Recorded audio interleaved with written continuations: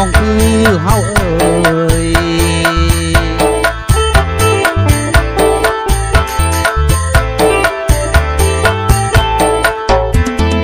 สาว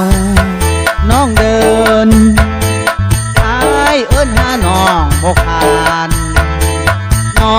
งย่างอ้ายเว้านำบ่น้อผู้สาวน้องเดิน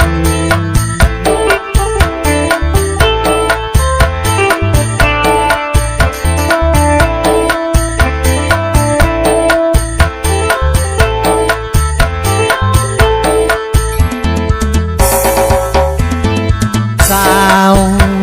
ลักเกตคือน้องเฮ็ดให้อายสำใจแท้น้อง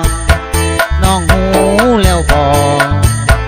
ว่าอายลงฮักผู้สาวลักเกต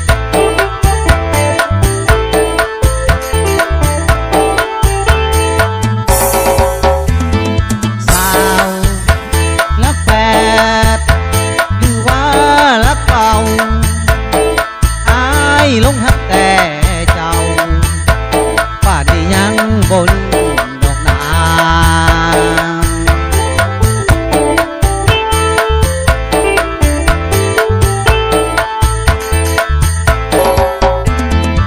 สาวน้องคืนมืออื่นมืออายไปหามืออื่นมืออายไปหาผู้สาวน้องคือเฮาเอ่ย